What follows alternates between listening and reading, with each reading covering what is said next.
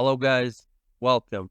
In this video tutorial, we will learn how to create bar chart in Microsoft Excel. Let us begin. In first step, select the data that you want to present in chart. Navigate to Insert.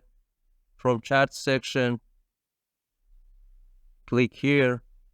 We have different options, but I will go for the first one. Now our data are visualized.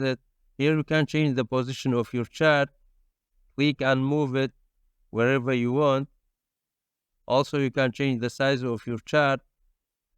Click on the corner and change the size as you prefer.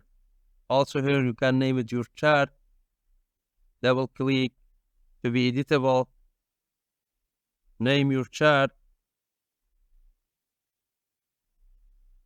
You can customize your chart as you prefer.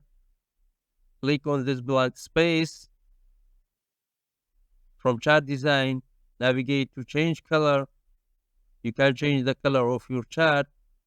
Which color you prefer, you can pick it. Also, you can change the entire style of your chart. Click here.